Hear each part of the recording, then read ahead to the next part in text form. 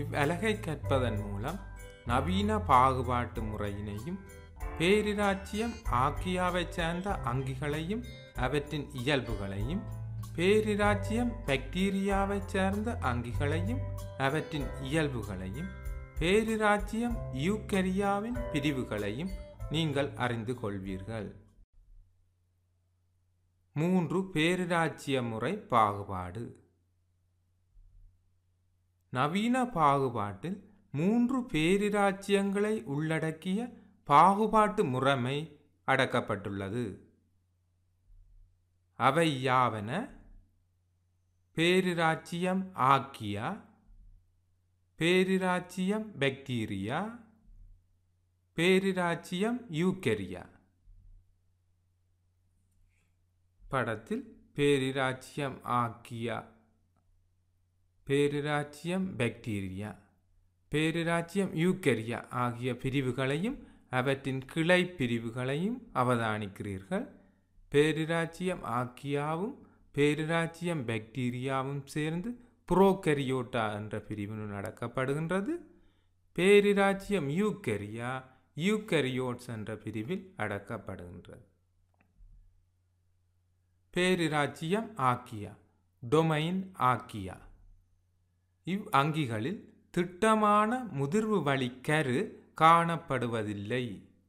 அதாவது இவற்றின் DNA கருமென்சவ்வால் சூழப்பட்டிருப்பது இல்லை. மென்சவ்வினால் சூழப்பட்ட புன்னங்கங்கள் இல்லை. இதனால் இவை புரோகரியோட்டா என அழைக்கப்படுகின்றன. இவை பாலைவனம், வெந்நீர் ஊற்று, எரிமலை போன்ற பாதகமான சூழலில் வாழ்கின்றன. பெரும்பாலும் நுண்ணுயிர்கொல்லிகளுக்கு தூண்டற்பேறற்றவை. அதாவது இவற்றை நுண்ணுயிர்கொல்லிகளை பயன்படுத்தி அழிக்க முடியாது. பேரிராச்சியம் ஆக்கியாவைச் சேர்ந்த அங்கிகளுக்கு உதாரணமாக மெத்தனோஜென்ஸ். மெத்தனோஜென்ஸ் அங்கிகளை நீங்கள் படத்தில் காண்கிறீர்கள். இவை ஒவ்வொன்றும் அவ்வங்கியைச் சேர்ந்தது. ஹலோபைல்ஸ். பேரிராச்சியம் பாக்டீரியா. இவ்வங்கிகளில் திட்டமான முதிர்வு வழிக்கரு காணப்படுவதில்லை. அதாவது இவற்றின் DNA கருமென்சவினால் சூழப்பட்டிருப்பதில்லை. மென்சவினால் சூழப்பட்ட புன்னகங்கள் இல்லை. இதனால் இவை புரோகரியோட்டா என அழைக்கப்படுகின்றன. நுண்ணுயிர்கொல்லிகளினால் இவற்றின் வளர்ச்சி தடைப்படும். இது 2 பிரிவுகளாக பிரிக்கப்படும். ஒன்று சயனோபாக்டீரியா, 2 பாக்டீரியா. பாக்டீரியா பாக்டீரியா கலம் ஒன்றின் படத்தினை நீங்கள் அவதானித்துக் கொண்டிருக்கிறீர்கள். வெளிப்புறமாக வில்லியம் எனப்படும் பாகுப்படை காணப்படுகின்றது. அதற்கு உட்புறமாக கலச்சுவரும் அதன் உட்புறமாக கலமென்சவ்வும் காணப்படுகின்றது. இதன் DNA கருமென்சவ்வால் சூழப்பட்டு காணப்படவில்லை என்பதை நீங்கள் அவதானிக்கிறீர்கள். அதனால் இது புரோகரியோட்டா என அழைக்கப்படுகின்றது. பாக்டீரியாவின் கலத்தில் மென்சவ்வுடைய புன்னகங்கள் எவையும் காணப்படவில்லை. மென்சவ்வற்ற புன்னங்கமான ரைபோசோம் காணப்படுகின்றது.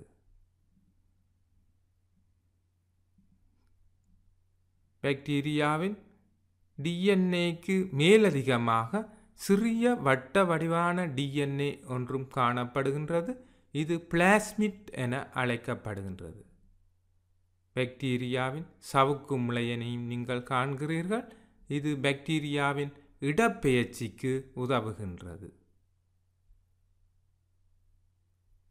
அத்துடன் கச்சம் என்ற அமைப்பினையும் நீங்கள் காண்கிறீர்கள்.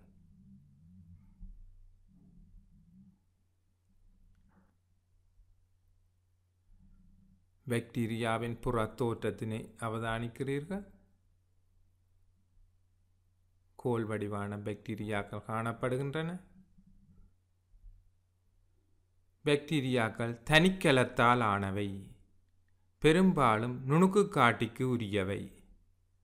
வெளிப்புறமாக வில்லியம் எனப்படும் அமைப்பு காணப்படும். பெரும்பாலானவை புறபோசணிகள். இலிங்கமில் முறை இனப்பெருக்கத்தில் ஈடுபடும், அதாவது இருகூற்று பிளவு மூலம் இனம் பெருகும். பல்வேறு வடிவங்களில் காணப்படும். கோள வடிவம், கோல் வடிவம், விப்ரியோ எனப்படும் வடிவம், ஸ்பிரில்லம்.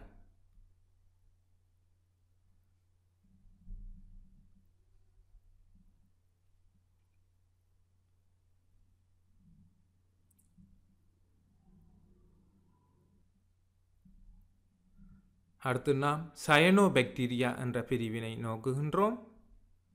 நன்னீர் வாழிடங்களிலும் கடல்களிலும் ஈரலிப்பான நிலங்களிலும் இவை காணப்படும். இவை நீலப்பச்சை அல்காக்கள் என அழைக்கப்படுகின்றன. இவை தற்போசணிகள். இவற்றின் ஒளித்தோப்பு நிறப்பொருட்களான குளோரோஃபில் ஏ, ஃபைகோசயனின் ஆகியவை இவற்றின் நீலப்பச்சை நிறத்திற்கு காரணமாகும்.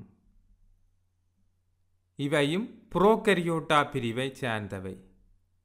இவற்றில் சில நைதரசன் பதிக்கும் ஆற்றல் உள்ளவை. இவற்றில் சவுக்கு முளை பிசிர்கள் இல்லை. எனவே வழுக்கல் முறை அசைவை காட்டும்.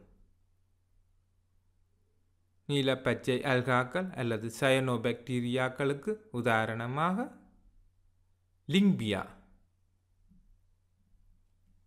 அதன் அமைப்பினை படத்தில் காண்கிறீர்கள். மைக்ரோசிஸ்டிஸ், அதன் அமைப்பினை அவதானிக்கிறீர்கள். அனபினா, நோஸ்டாக்.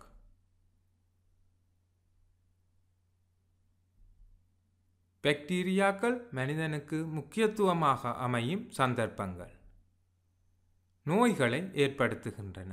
வயிற்றோட்டம், கசம், ஏற்பு வலி, தொழுநோய் போன்ற பல நோய்கள் பாக்டீரியாக்களால் ஏற்படுத்தப்படுகின்றன. உணவை பழுதடைய செய்கின்றன.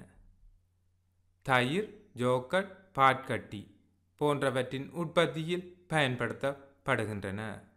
லாக்டோபாசிலஸ் பல்காரிகஸ், ஸ்ட்ரெப்டோகோக்கஸ் தெர்மோபிலஸ் போன்ற பாக்டீரியாக்கள் விசேடமாக பயன்படுத்தப்படுகின்றன. நார் பிரித்தெடுப்பில் பயன்படுத்தப்படுகின்றது. பாக்டீரியாக்களின் தொழிற்பாட்டிற்காக நார் பிரித்தெடுக்கப்படும் பகுதிகள் நீரில் ஊறவிடப்படுகின்றன. வளிமண்டல நைதரசனை பதிக்கின்றன.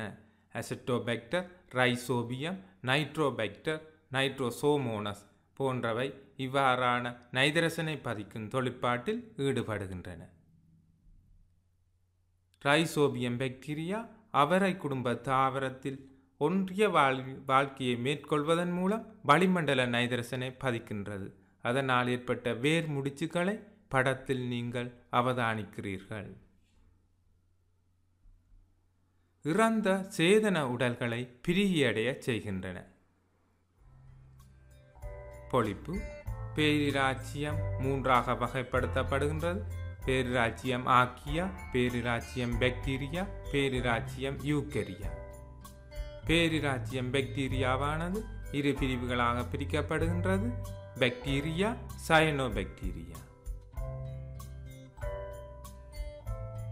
பேரிராச்சியம் ஆர்க்கியா பேரிராச்சியம் பாக்டீரியாவை சேர்ந்த அங்கிகளில் திட்டமான கருவோ மென்சவ்வுடைய புன்னகங்களோ இல்லை. இதனால் இவை புரோகரியோட்டா பிரிவை சேர்ந்தவை. பேரிராச்சியம் ஆர்க்கியாவை சேர்ந்த அங்கிகள் நுண்ணுயிர் கொல்லிகளால் அழிக்கப்பட முடியாதவை. பாக்டீரியாக்கள் பெரும்பாலும் புறபோசணிகளாகவும் சயனோபாக்டீரியாக்கள் தற்போசணிகளாகவும் காணப்படுகின்றன.